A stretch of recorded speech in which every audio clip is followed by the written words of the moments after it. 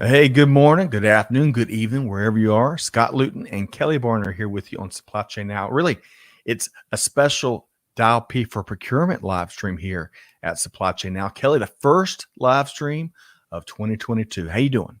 I'm doing great. I actually feel like I've been cheating on my own show because I've been on a few Supply Chain Now live streams, but this is the first Dial P of 2022. So I am very excited to have everybody here. That is right. Dial P for procurement and dial B for Barner. So love to have these conversations here and have enjoyed all of your great work. Of course, here at Supply Chain Now over at Art of Procurement, of course, Buyers Meeting Point, which is who we partner with to have and produce and lead the procurement thought space here at Dial P for Procurement and Supply Chain Now. So today, though, Kelly, today we're going to be getting challenged on our ways of thinking. Is that right?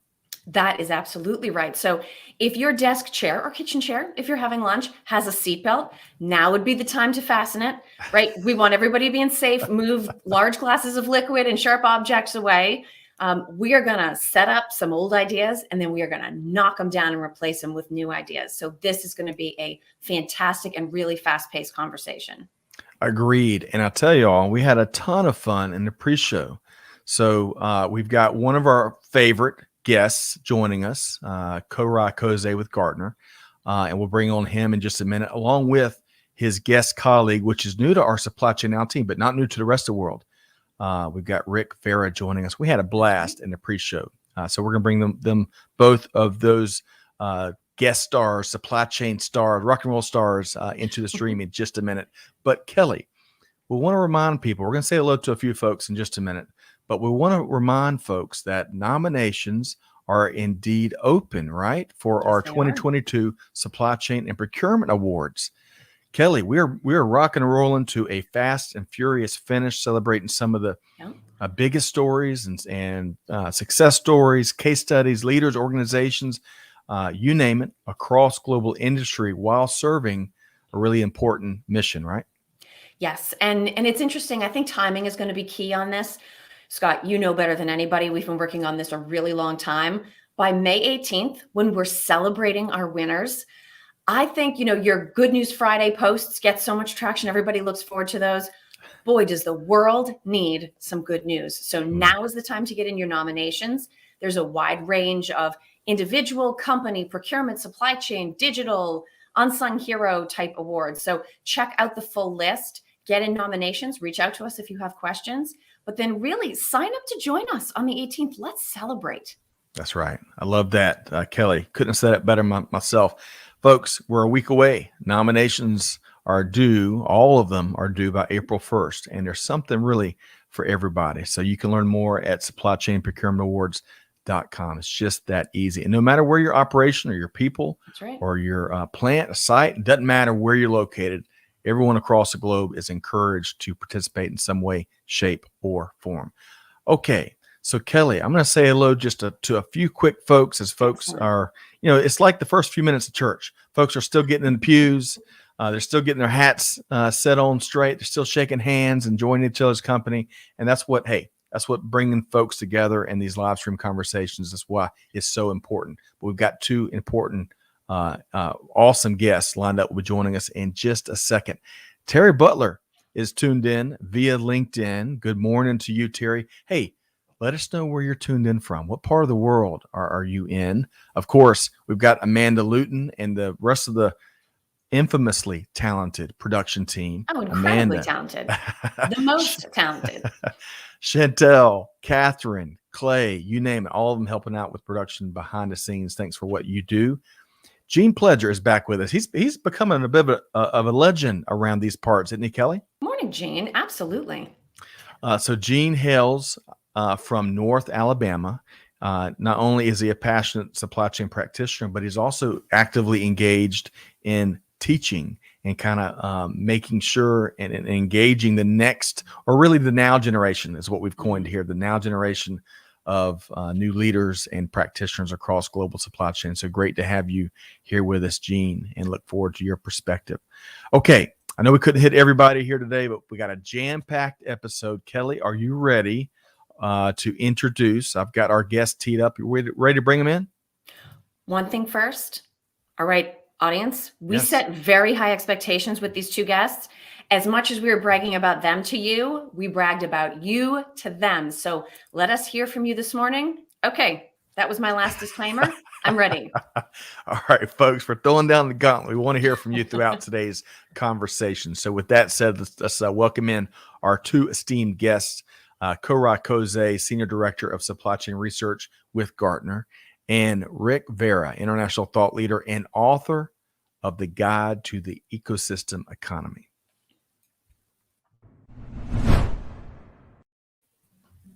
Hey, Rick, Koray, how are we doing today? Koray. Yes, very well. Thank you. I mean, I wanted to give Rick, of course, the first word, but as you can see, I'm doing great. I'm doing great from the other side of the ocean. I'm calling in from Belgium, and it's the weather is great here. It's 5 o'clock in the afternoon, and I enjoyed the green room waiting. We had great champagne here, so well done, guys. Hey, So if it's 5 o'clock somewhere, apparently somewhere is Belgium. Exactly. That's yeah, right. Yeah. Well, hey, Rick, we tried to meet your guest demands. We had nothing but red jelly beans and fiery hot Cheetos. So hopefully you got those in the green room with your champagne. But hey, Rick and Koray, we had an awesome time pre-show with you both, and you're just both of you are gifts to industry, and we're tickled to be able to share your thought leadership here today on a special Dial P for Procurement episode here on Supply Chain Now. But I got to close the loop, Kelly. Terry Butler is with us, and ask and you shall receive. Tuned in from Chicago, Illinois, the great city of Chicago. So great to have you here with us, Terry. We look forward to your perspective. Now we know where you live. So you got to bring it now. Don't make us come over there. That's right. All right. So before we dive in, Rick and Koray and Kelly, and talk about some of the issues of the day and what's going on across the old and new economy, or really better yet, what's right in between, which Rick, we really enjoyed your perspective. Let's have a little fun first, though. So Rick, even though you're in Belgium, a beautiful part of the world, what is, and it may not be Belgian, what is your favorite restaurant or type food? Yeah, exactly. It's not Belgian. I should say Belgian fries, because everybody calls them French fries, but actually Belgian fries, or everybody wants me to say Belgian chocolate.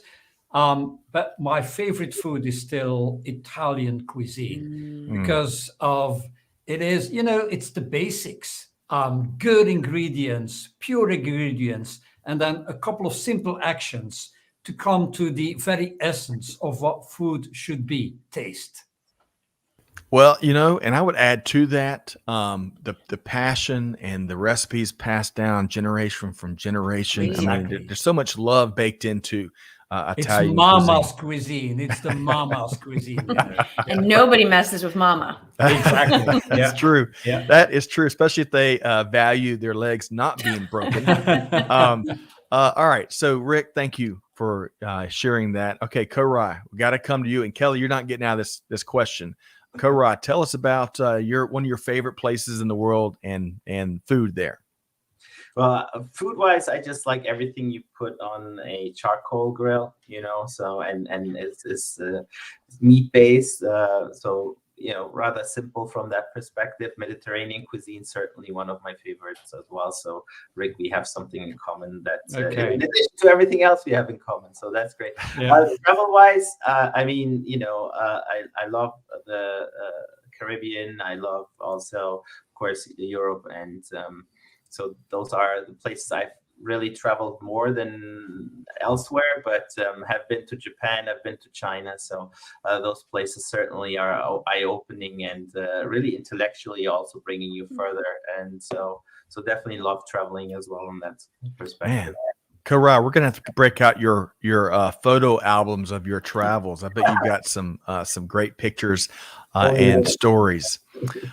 Hey, well, before I come to Kelly, I want to challenge our production team, Kelly, to drop in some of their favorite cities and dishes they've had. Maybe we'll see. We've never posed a question to them like that, so we'll see. But Kelly, let's talk about your travels and some of your favorite foods. So for me, travels complicate things. We've shared this on a couple of episodes. I have celiacs, so trying to travel and eat safely is an adventure. I will say there is one thing I can't say no to anywhere, and that is a really good plate of nachos. There's something about the cheese and the peppers and the community, right? The finger food. To me, if I'm having fun, I'm sitting out someplace really beautiful with a nice cold margarita, no salt on the rim, and a really big fresh plate of nachos. To me, I could never say no to that. Love it. And we'll wash it all down with those gluten-free Oreos that we've talked about also in previous shows, right? Gluten-free Oreo chasers. All right. Well, hey, ask and you shall receive, even with the production team here. Catherine says that you got to give a shout out to her college town of Birmingham, Alabama for a delicious barbecue. That's a cool, really cool city too. So thank you for sharing, Catherine. And Amanda, too many favorite foods to name: fried chicken, crab legs, macaroni and cheese, creme brulee, pizza, sushi, you name it, I'll eat it. Amanda, I'll have one of each of those. I like how you think, as always. Okay, so we could talk food for the whole hour here, but we have so much to get to. We got so much goodness we want to hear from Korai and Rick. Kelly, where are we starting? So one question before we dig into our old economy, I just want to get some thoughts from both Rick and Korai. We're going to talk about some really different stuff today. And I think people are very quickly going to figure out that you two are both out of the box thinkers. So what I would like to get, and Rick, I'll start with you. Give me a little bit of a window into your creative process. Where do you find inspiration? What do you do while you're trying to organize thoughts into something cohesive you can share? Give us the behind the scenes on some of the new ideas that we're going to hear today. Where I get my inspiration is when I'm not looking for inspiration. That's where I find my inspiration. Inspiration, you read quite a lot, you see quite a lot. I love the open-mindedness of being non-judging, but just perceiving what happens. And then inspiration comes like maybe a day later, 2 days later, a week later, a month later, or never.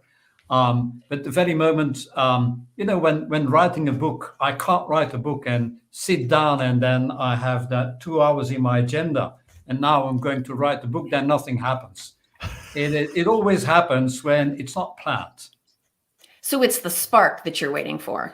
And if you're waiting, if you try to make the spark, it doesn't happen. It just happens. Yeah, I'm not in charge. Yeah. And yet, Korai, you're kind of the flip side of that, because I'm not sure how many people are aware. They think, Gartner analyst, all these interesting conversations just come knocking your door down. You actually put a lot of effort into thinking about who you need to go out and have conversations with and bring that into your thought process and introduce those people to the rest of us. How do you figure out who you need to talk to? What kind of information you need to look for to bring that into your perspective on the world? So I think what's important is just sometimes to overcome a little bit the limitations that you set yourself by looking into just one direction.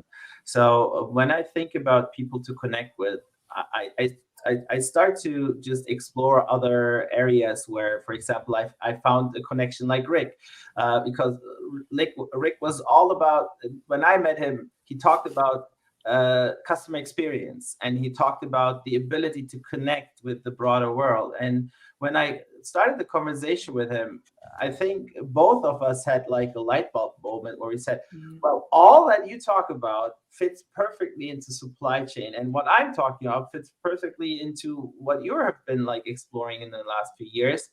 And then, I think almost 2 years later, I see Rick, totally into supply chain, and he made him a believer. So that's actually a great way to look at it. And the other way around is also important. Like, I think having an open door to other thoughts, but also looking at situations, say like, is that really like how I should understand it? What if? And then start digging, right? Sometimes it's just, you start with a little like sort of notion or sense, and then you dig down and you basically explore a whole different possibility to explain a certain situation. And I think that helps us to dissect a lot of the information that comes to us and the ability or inability to understand. What a great place to start this conversation. And I think we've got some corporate team members with Korai that want to share some thoughts around where they get their inspiration.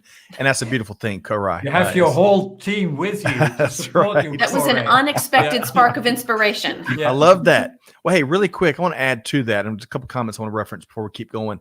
For me, it's moments of simplicity, especially in the last few years, where you take a pause from email and social and everything that's going on in the world.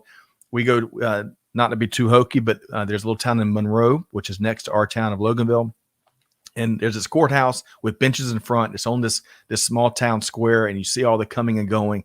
And just to sit in the moment and soak it in and kind of be with your thoughts, I have found, so I've really uncovered and unpacked some of our present challenges just in that moment of simplicity. And Amanda also adds, Rick, to what you shared.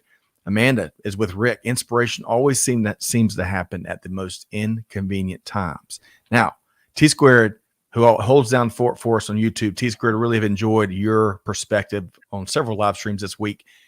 He's still on the food line, right? Baltimore, the chicken box, and half and half. Get this. Talk about creative. Crab cakes and chicken cakes. How about that, Kelly? Chicken cake. Oh, surf and you have turf. to explain that to me. Yeah. Right. And hello, Danny. Great to see you here today via LinkedIn. Let us know where you're tuned in from. And Catherine also, taking a moment to reflect in nature is always a gift. That's beautiful. Yes, I agree with you, Catherine. Okay, Kelly, I promise I'll hold the rest of the comments to our next break. Where are we going next with Korai and Rick? So much to talk about, so little time. There is. So first we're going to set it up and then we're going to knock it down. So Rick, we're here today to challenge the old economy. Before we can do that constructively, can you help us understand what the old economy is?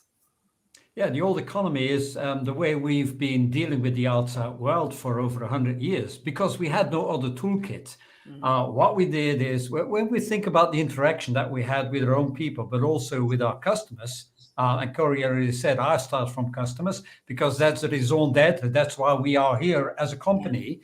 Your interaction with your customers only had two options. Either you do the good old one-on-one. You know, my dad taking me by the hand when I was little, and we went to the local bank, and then something strange happened. There was facial recognition. They recognized my dad, and then they started to transmit data. 2 ways. It was a 2-way communication, but it was locked up in place and time. So that was a good old one-on-one. You were recognized, you had a real conversation, and at the end of the conversation, I never heard my dad asking the guy behind the counter, do I have the right to be forgotten? Because you wanted to be remembered, yeah? And then, you know, you had the scaling, and there was only one way to scale, and that was mass communication, mass production, one-to-many. And so the one-on-one and the one-to-many has been our way to interact with the outside world for over 100 years. And that was the old economy. But let's look at the old economy. The old economy was also, and that's something that we've seen during COVID-19. COVID-19 didn't break the system. COVID-19 just revealed that the system was broken. We were watching, and we didn't know how to deal with that, but we were aware, and we became very aware during COVID-19 that our economy was heading the wrong direction. We have based our economy on endless growth on a limited planet. Our economy was not good for people and planet. It was good for profit, but not for people and planet. And so we start to realize that we need to rethink the way we run our economy. And so what we see more and more is that the economy, as we've known it for over 100 years, is at the end of its life cycle. Yeah. That's the easy part. The difficult part is what we're going to talk about. When we know it's dying, what is going to be the next? That's the difficult part. Yeah. No, it absolutely is. And maybe becoming aware. You know, you said COVID didn't break anything. It just showed us what was there. It was a cold wake-up call. Yeah. A very cold wake-up call. Yeah. So, Korai, where do we look for evidence of the old economy, either in our thinking or in our systems, whether those systems happen to be technology, financial systems, supply chain frameworks? Where do we look for the old economy? We basically look for the old economy everywhere where we have an inside-out thinking, where we are the center of it, and then we expect others to do something about our expectations. So when you discover that in your processes, in your relationships with your suppliers, in your relationships with your customers, where you just expect them to pay for the goods that you deliver, and that's about it, that's actually all about old economy. When you look into environments where you connect on a short-term goal only, that's old economy. When you start a relationship and you end it after you have dealt with the relationship, and you don't keep at least a record or a connection with that interaction for the future that can grow into any other area as well, that's when you look at old economy, right? So things that basically are almost day to day to us are mostly based on old economy. And there's another thing that is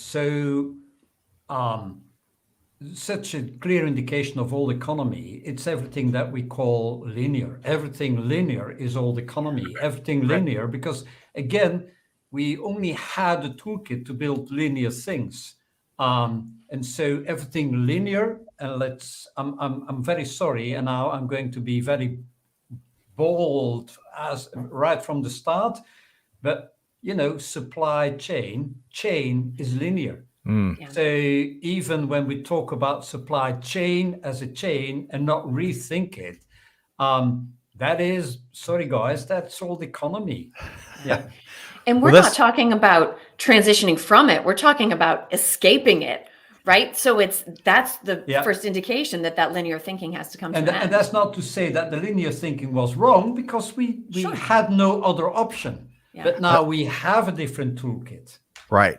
Well, we're reinventing it. And I don't look at it as much as escaping, because there are certain vestiges of that linear version of global supply chain that still will continue to be relevant. But it's where we hear this term fabric, right? Where it and also multi-dimensional, right? It's not just that linear chain, as Rick is so eloquently speaking to. Kelly, if I can, because I think this is a good moment. There's an illustration we got from Rick as we start to think about maybe what's to come. And I think this is a good moment for Rick to kind of share this with us and share some thinking around the Twilight 20s, I think. Meet the monster. Right. Yeah, that's Meet the Monster. The story behind this is that when I was writing my book, I had to fake it till you make it, because my editor was asking, where is it? And I said, it's there.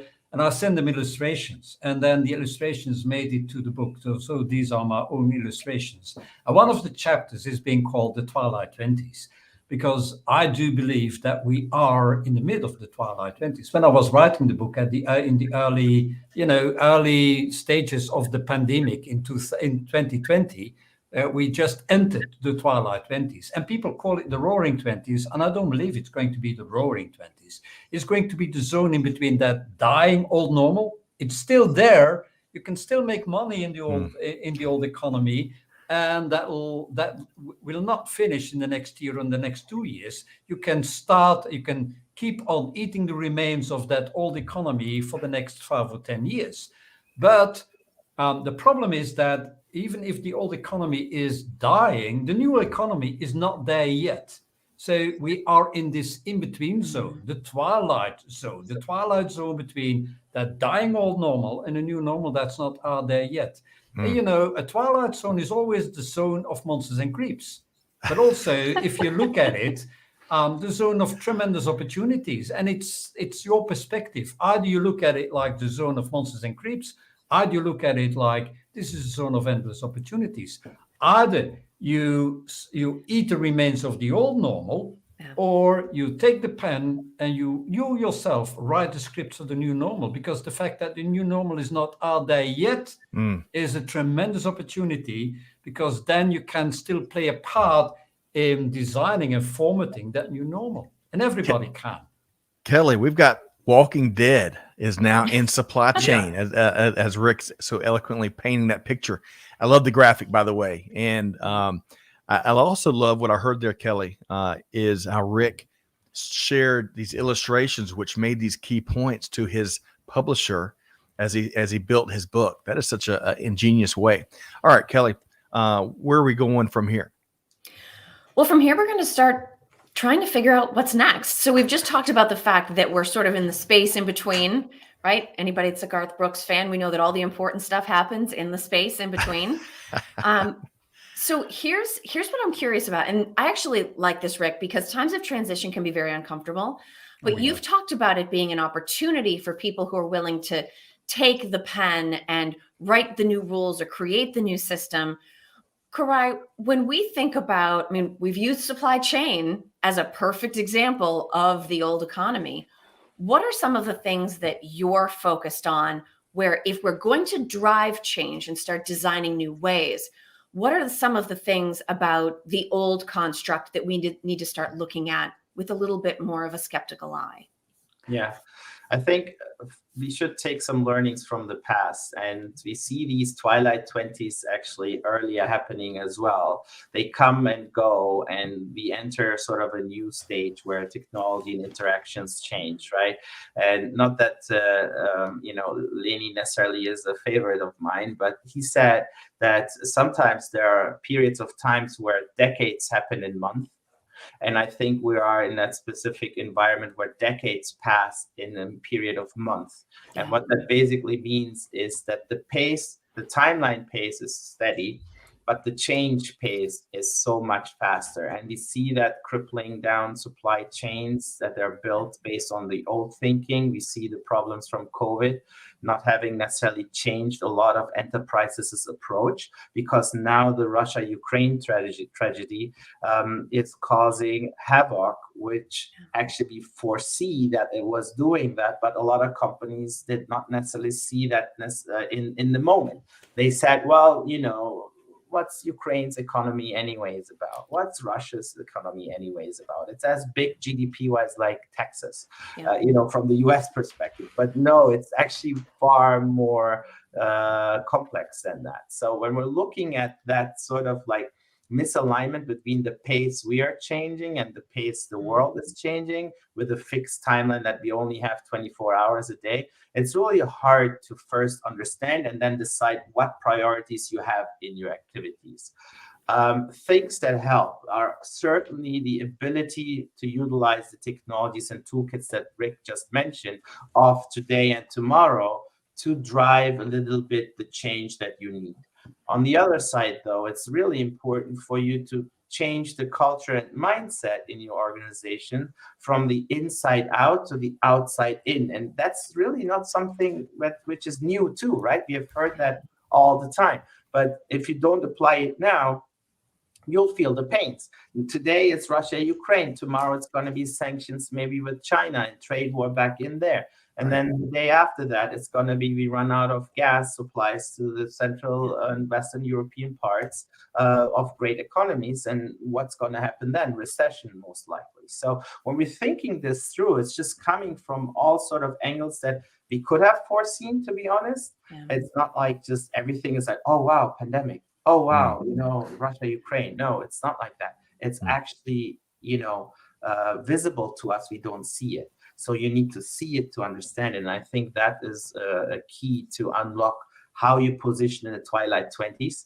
If you're going to be the party who's running and screaming, or you're going to be the party who sees opportunities, and maybe you are the party who shapes the new normal and nurtures the baby that Rick painted there in his cartoon, because that baby cannot necessarily survive by itself. It needs people and economies to define how the future is going to be. So you better be on that side. If you just stand and watch, you may just look into another period of maybe even non-existence, because we have companies lose in those twilights their guide and then cease to exist as companies.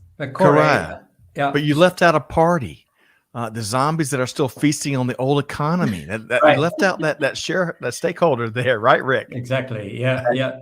But in the past, you were a good manager if your checklist was all on green. Now you're a good manager if you're capable of writing the new checklists, and that is something that's a completely different ballgame.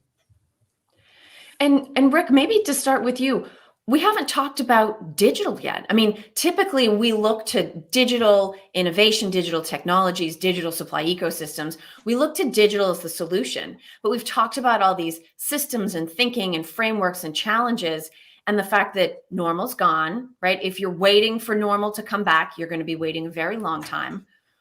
Where do we start to maybe not just wait for digital to offer us new solutions to our problems, but where do we start to challenge digital back and see what it can do for us in terms of helping us write that new checklist? You know, we should stop using that adjective digital, because everything is digitized. And as long as we keep on using it, we clearly indicate that we come from the old economy where digital was something new. And now digital is all over. So let's forget that adjective digital. Everything is digital. If you show a camera to young people, they just say camera. We call it the digital camera. Right. That is so stupid. And we do exactly the same when we're talking about digital disruption. First of all, it's not disruptive. It's only disruptive if you wait too long. If you wait too long and if you don't adjust your company to changing environment, then at a certain moment, the gap between what you do and what your customers are looking for becomes so huge that if you have to bridge it, then it looks like disruption. And second, it's about way more than just digital. It's about a changing consumer. It's about changing people. It's about the changing society. The canvas of society has changed. And as a company, you don't have to be surprised that the canvas of society has changed, because it happened when we're now entering the Twilight 20s. But the root cause is, you know, the internet 1993, social media 2005, the platform economy 2010. That was not yesterday. That's a pretty long time ago. Yeah. And I think that the tipping point was being predicted by the Maya. The Maya said that the world would end on the 21st of December in 2012. And I think they were absolutely right. That was the tipping point between the old economy that will never come back. You can wait for that for the next couple of centuries. It's not going to happen. And from that moment, the world tipped over. And now it's up to us to reinvent a new type of world and a new type of economy. And I really envy the managers of today, because they are a unique generation that does not have to do, you know, the checklist of what was being designed for them. They have the opportunity to design their very own future. And that is a once in a, it's not a lifetime, it's a once in, you know, the lifetime of business. Well, who would have thunk? And I've got to still embrace digital. I want to follow Rick's advice, but the fame. You know that this was before digital. Yeah? Yeah. Well, hey, you're speaking my language. That's the era I'm about to reference. The legendary philosophers, Digital Underground. Who would have thunk one of their greatest hits was as prophetic as we all know? It started with "Stop what you're doing, because I'm about to ruin the image and the style that you're used to." Swap out a few words. The global business and supply chain world that you're used to. Hey, it fits right in with that 1993-ish vibe that you're going with, Rick. We got to embrace. You know, Prince was wrong.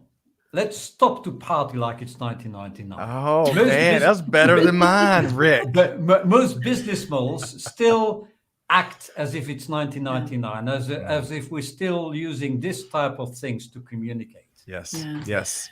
So if we take that idea, wait a second, Kelly. Wait a second, okay. Kelly. We've referenced. I don't have to sing it, do I? I was about to say. I'll say. You know, we're going to test Kelly Barner's segue skills here, because we've just referenced Digital Underground and Prince. Kelly, the pressure's on. Where are we going?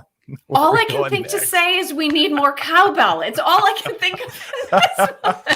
So we're going with more cowbell. I got to have more cowbell. So.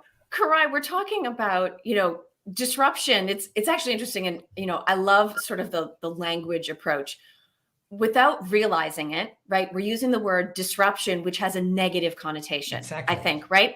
It's just, I mean, do you call it uncertainty, unpredictability? Those things seem like they should be par for the course. But Karai, in response to disruption with all of its negative connotations, we talk about what? Supply chain agility, supply chain resilience.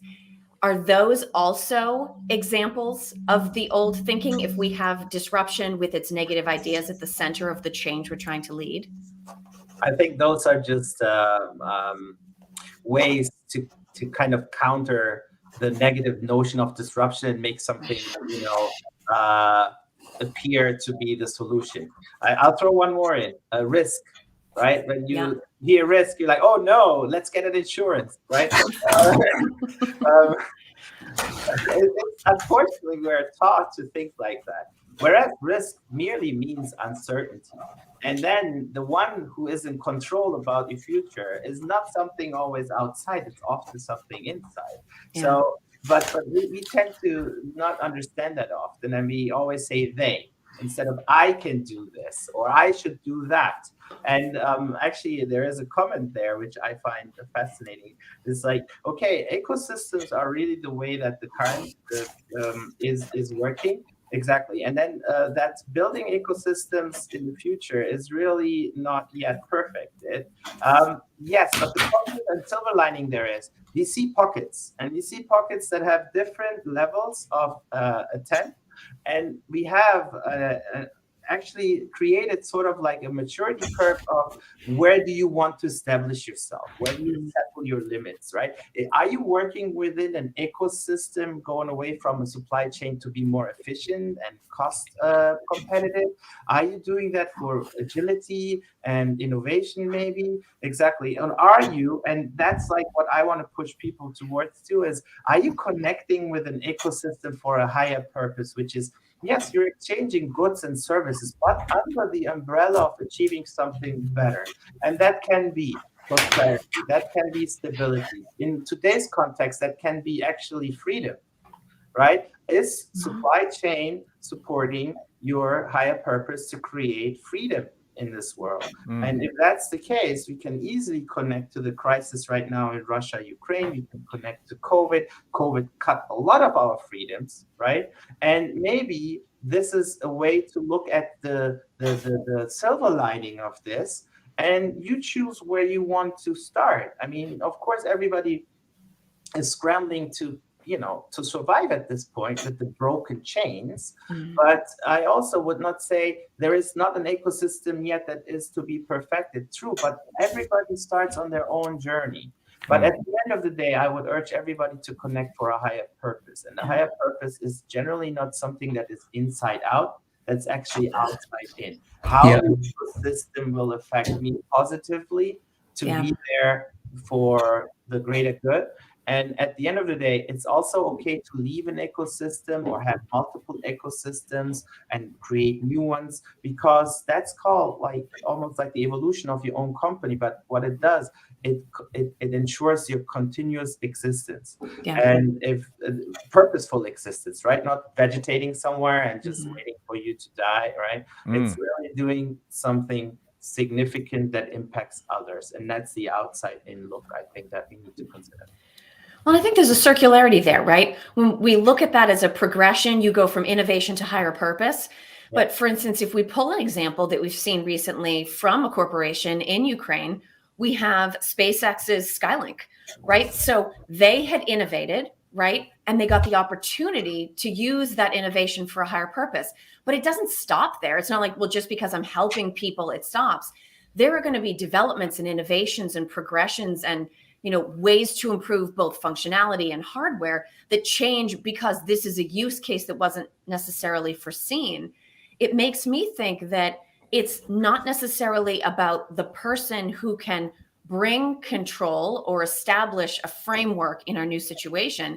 It's the person that learns to thrive in the midst of the chaos. Right. So the Twilight 20 is really your lab environment on steroids. Like without the proof of concept of this conflict, Starlink was more like, is he going to shoot it over Africa into remote areas? Who's going to actually want satellite internet when I have nice cable boxes I can connect to? And there is a grid company who wants to keep actually the grid kind of connected to us. So there's also this old economy fighting the change and trying to keep you with them.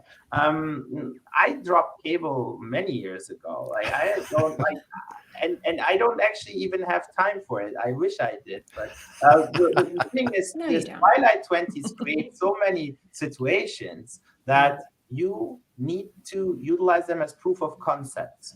And once it works, you scale. And you see that in Starlink.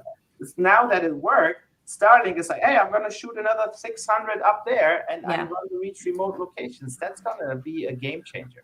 So if I can really quick, because I want to get Rick to respond to what Koray was just saying, Kelly, if it works for you. 2 quick comments. First one comes from John. And John Perry, great to see you back here. He quotes James Lane Allen: "Adversity doesn't build character; it reveals it." What a great quote there. Yeah, exactly. Yeah. And then one other quick one, Rick, and I'm gonna get you to respond. Is this came up the other day, Kelly? Elon Musk.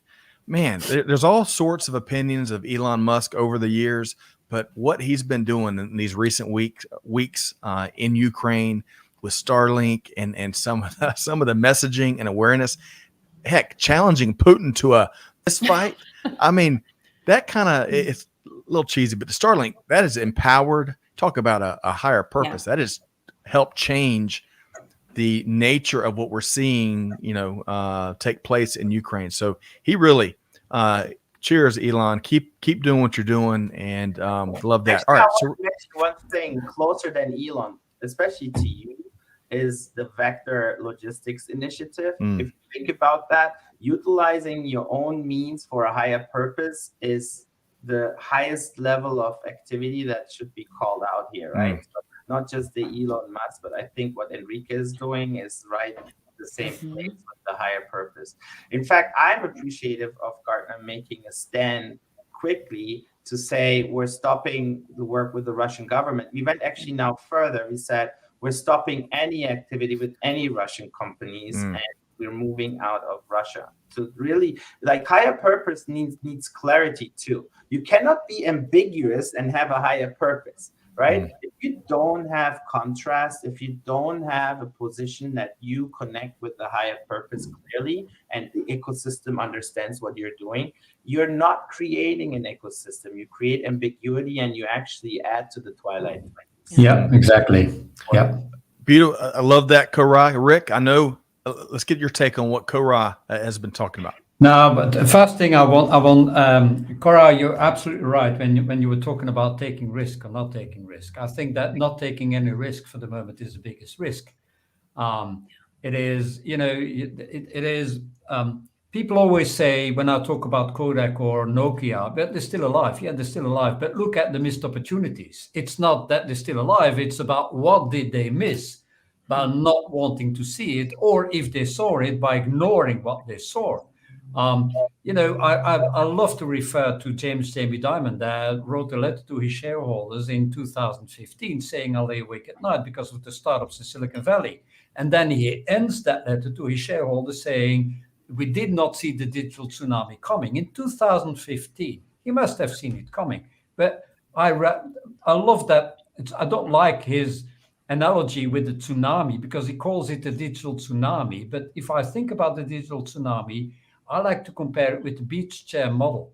Just imagine that your business model is putting and renting beach chairs on an overcrowded beach, because every company is in an overcrowded beach. You have plenty of competition. So the one thing that you do is you focus on your beach chairs, smaller chairs, put them closer together, buy them in China, they're cheaper, all that type of stuff. There's one thing, you forget to watch the ocean because you assume that the ocean is always the same. So even if there is a tsunami on the way, the only thing that you're going to see is extra beach, because the sea returns and you're only going to see extra beach. And even if you see that small wave on the horizon, your brain is going to minimize the wave. That always happens. We always say, but the impact is not going to be that huge. And I've got still plenty of time. With what we do, we'll deal with it when it happens. But when you're still on the beach, when the tsunami hits your beach, you can only scream and run and hope you survive.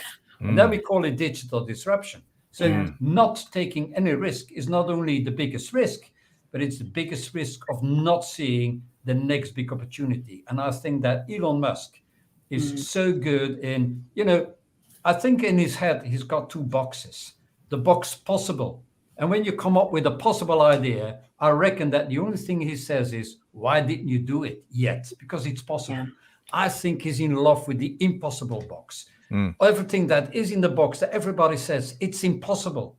If you can turn the impossible into the not impossible using the new toolkit that's out there, then you're not talking about digital disruption. You're talking about, hey, how can we use digital to make what seemed impossible in the past, to turn it into the not impossible. And then magic happens. And that's exactly what he's doing. But Rick, if we focus on that impossible box, right, and we're trying to get as many things out into the other box as we can, we also have to be willing to fail. So is there a way we can either bolster our willingness to fail, or do you think there is so much change happening in parallel so quickly right now that maybe the world will be more forgiving of failure than it would have been in the past? You know, I like to work with acronyms, and when I talk about leadership, I like to talk about you need to be a chief, and chief stands for you need to be connected, you need to be humble, you need to have your integrity, you need to have your empathy, and that's the outside-in perspective, and you need to be forgiving, because in fast-changing times, you need to be forgiving, but you need to learn from the mistakes that you make. That's the difference between, you know, fragile companies. You never want to be a fragile company, but then most companies think that the opposite is being a rigid company. But if you're a rigid company and the world around you is changing, the only way you can adapt is by breaking down your company. And that's not what you want. So we have to move to becoming, and that's what Nassim Taleb is describing in his book Anti-Fragile, to a company that's anti-fragile. Anti-fragile is you not bounce back, you bounce forward. You learn from your mistakes. You learn from whatever happens, and it makes you stronger. But you can only build an anti-fragile company, and that is my big belief, if you build an ecosystem. Because only by becoming an ecosystem, not a linear system, but an interconnected system, that you can learn and be anti-fragile. So ecosystems is not just, oh, let's build an ecosystem. It's the only way, not only to survive the Twilight 20s, but to come out of the Twilight 20s as a stronger company than when you entered it. And maybe to add to that comment is, it may be a little bit provocative or taken negative, but I think companies have to have a lower attention span. Let's say it that way. It's actually a good thing, Scott, to have not such a long attention span. You know that the human race has got the span of attention of 7.6 seconds. Right.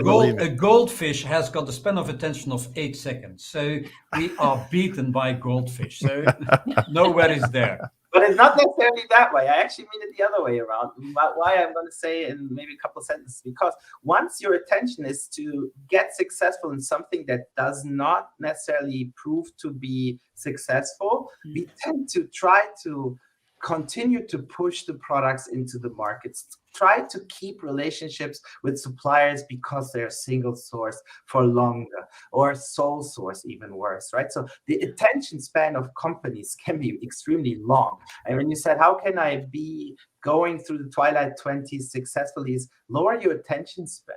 Like lower the attention span to something and fail fast if you fail fast, because the attention span takes hopefully is nurtured longer the more success you see. But if you're just in it to like win it, and that sounds like it's like really box thinking in that way, you may not work on the most important things that drive the future. And that's where the attention span being shorter helps you to shift your view to something else that's maybe better. I think we need to combine a short span of attention with a long-term vision.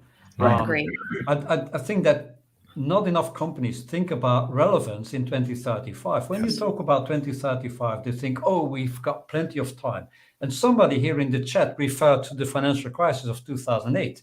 And we all remember it like it was yesterday, but that is 14 years ago. 14 years ago. Right. 2022 plus 14 is 2036. So 2035 is just around the corner. If we want to be ready by 2035, we need to have something new in the next 3 years. And if we want to have something new in the next 3 years, we better start moving our ass in the next 3 days, because otherwise we keep postponing it. So that's where I'm taking this next question, Kelly, if I may. Of course. First off, there's two things you mentioned that you got to group together, Rick.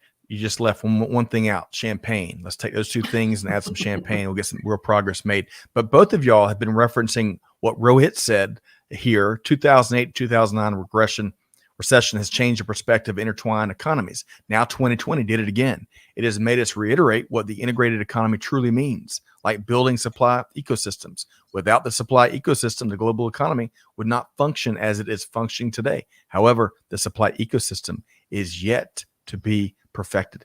That is a work of art. Rohit, keep those comments coming in. Okay, we also got a question from Jan, which I'm going to bake into the question as we start to wrap, to Rick and to Karai and Kelly. I'd welcome your commentary on this too, because we're talking about a massive change management effort is what it comes down to, right? Massive on a scale perhaps that we hadn't seen before. Rick, you've been speaking to that. Karai and Kelly, all of y'all been speaking to it. So the question and your most succinct answer, if we could, because we also want to make sure folks know how to connect with y'all, all the work you're doing, your book, you name it. But Rick, how can we get started? How can our listeners get started? You know, in my book, but also in my keynotes, I like to talk about the 11 and a half things you can do today to be ready for that new environment. And that last half thing is curiosity. Most companies just miss curiosity. I think that we should introduce a new KPI, the Net Curiosity Score. How curious are we as a company? Because if you think about curiosity, most companies, what we miss, because then we get rigid, then we get blind for the outside world, then we miss the outside in perspective and we turn it into inside out. And then you start to go and to look at the world based on assumptions. And the perfect antidote for assumptions is curiosity. So I want companies to develop a new KPI, the Net Curiosity Score. And if they do so, all the rest will follow. So another great t-shirtism there, Kelly. The perfect antidote for assumptions is curiosity, right? And especially defeating and battling assumptions. Your quick take, Kelly, on what Rick just shared. No, I think it's not enough to continue being good at what you're good at today or what you've been good at in the past. I think in some ways it's actually a pursuit of discomfort. If you're going to be curious, you can't just be, in our case here, curious about supply chain, curious about procurement. You also have to be curious about, why certain trees are growing more this year. You have to be curious about new health trends, because you never know where there's going to be sort of a crossover idea, and constantly being exposed to new ideas and new ways of thinking. It's really what we need. It's why I'm glad that you guys are able to be here today. Agreed. Karai, same question to you. Your most Reader's Digest version answer. How can listeners get started in managing and leading this massive change management project that we're all facing? I would say just look around the closest to you, because ecosystems don't have to be global, especially in the multi-polarized world that we're facing in the future now. Nothing has to be like globally spanning. A lot of it is actually value orchestration in the local environment. So ecosystems can be small, can be large, but it doesn't mean that it always has to be this global, oh my God, how am I going to manage a global ecosystem sort of mindset? So you can start but you can start really close to you and create ecosystems of higher purpose at first, and then you can scale that up. So don't think that you can now go and create a supply chain that suddenly in your most valuable goods is globally interconnected. We may not even have in companies the technology to manage that, right? So at the end of the day, I think the easiest is the closest. So look for that. Look for the local impact you can create and tie it back to the higher purpose. Right? Yeah. Love that. Gosh, we have had not only 2 star-studded featured guests here today, Kelly, but we've had a pop-in appearance by a member of Karai Koze's team. I saw you were I was about to call that out. Ruby the Rescue made her first appearance on live stream. She wanted to talk about change management. She heard that curiosity story. Yes. Go check it out. Kelly, we're going to get your last thought after we thank Rick and Karai for their time. But let's make sure folks know how to connect. We had so much to try to get into this hour. There's still hours more of conversations to be had with Karai, Rick, and Kelly. but we'll save that for another day. Rick, how can folks connect with you? How can they get a copy of your well-received book, best-selling book? How can folks connect with you? They can just order my book in that with that little American company named Amazon. Maybe you've ever heard about them, but they're selling books, and you can buy my book at Amazon. It's called The Guide to the Ecosystem Economy. It's full of my illustrations, but also quite a lot of words. There's only one Rick Vera in the world. So if you Google me, you find me. And if you find me, I'll find you. Because the next big thing will be a lot of interconnected small things. I love that, Rick. Such a pleasure. Really, the same Rick Vera that we see in the pre-show is the same person you saw here today, just like Korai, and they live it, they breathe it. They keep it real, and we love that. Passing the chief test. Yes, and that's chief, not CHEIF. That is chief CHIEF. I just gotta pick on the member of the production team there. Hey, I don't know how to spell very well either, but CHIEF. I love that. All in good fun, folks. All in good fun. All right. So Korai Kose, how can folks connect with you and the Gartner team? Yeah, the best way to connect with me is really through LinkedIn. I'm an avid follower of supply chain now. You'll see me in the ranks and just watching from the sidelines. Other than that, just connect with Gartner whenever you have the need to good analysis and other researchers. There are way smarter people at Gartner than you see right now on the screen. So, but if you want to connect with me, please do so. Reach out on LinkedIn. Well, appreciate that. Kelly, too heck of a guess, right? I told you it was going to be good. I delivered. I definitely promised these guys with high expectations, and they came through for us. Always. Well, Kelly, we're gonna keep you back for a second as we start to wrap this episode and get your final thought or two. But before we do that, again, a big thanks to both of our guests here today: Korai Kose, Senior Director of Supply Chain Research with Gartner, and Rick Vera, the one and only Rick Vera, international thought leader and author of the best-selling "The Guide to the Ecosystem Economy," available at Amazon. Thank you, Rick and Korai. Thank you, God. That swoosh gets them every time, I tell you. Waits for nobody. Comes at you fast. And so, Kelly, it's all in good fun. I wasn't being mean, picking on anyone's spelling. Kelly, you and I have had a good bit of fun trying to help my grammar in English on Twitter and on LinkedIn. So I don't throw stones because I live in a big old glass house. All right. So, and hopefully Amanda and the gang took that in the spirit which it was shared. So, so much goodness and all jam-packed in this last hour. We couldn't get it to as many comments as we'd like. But Kelly, what was your favorite thing that Rick or Korai shared here today? I think the favorite thing, when you think back of that progression, and we talked about first you innovate and then you get to sort of leading social change and doing important good works.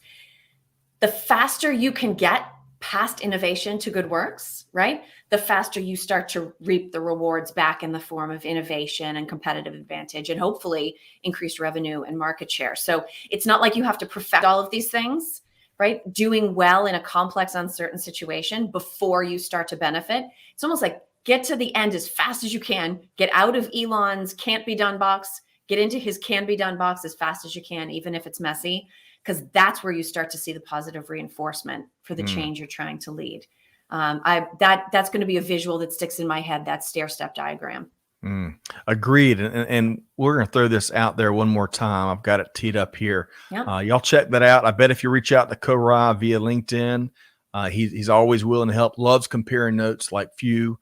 So y'all do that. Korai Kose on LinkedIn. And also the graphic here, you got to reach out. Rick, there's so many more beyond.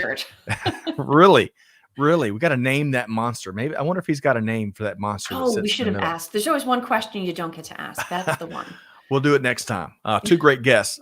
Kelly, always a pleasure. Congrats. We love, Dial P was such a hit in season 1. Dial P for Procurement, which launched in early 2021. Yep. You're such a leading, forward-looking voice, not just in the world of procurement where you've got a ton of expertise, but it's much broader. It's about global business leadership. The chief approach to leadership, as Rick shared with us here today, and you're a great embodiment of that, and it's a pleasure to collaborate with you. How can folks connect with you and Buyers Meeting Point, AOP, all that good stuff? Sure. So I know production dropped the link. Please subscribe to Dial P. You'll catch this as well as all of my straight to audio podcasts and interviews. Find me on LinkedIn. And then, of course, buyersmeetingpoint.com, artofprocurement.com. There is no end to the new ideas, innovative thoughts, and different approaches. Wonderful. Wonderful. Thank you so much for helping to facilitate and lead today's show. Big thanks to Kelly Barner, Buyers Meeting Point. Big thanks to Korai Kose and Rick Vera. Man, what a dynamo 1-2 punch. Make sure you get Rick's book. Make sure you connect with Korai and all the great things that the Gartner team are doing. Hey, get those nominations in. April 1st, folks, is 7 days away. Coming up. SupplyChainProcurementAwards.com. It's as easy as that. And hey, what's a supply chain conversation without referencing Prince and Digital Underground and good food and great people? And more cowbell. Yeah, and more cowbell. Thank you, Kelly. One of my favorite skits of all time on Saturday Night Live. But folks, whatever you do, this last hour was chock full of very actual insights from three great people, Kelly, Korai, and Rick. Whatever you do, though, Scott Luton and Supply Chain Now team challenging you to do good, to give forward, and to be the change that is needed. And we'll see you next time right back here on Supply Chain Now. Thanks, everybody.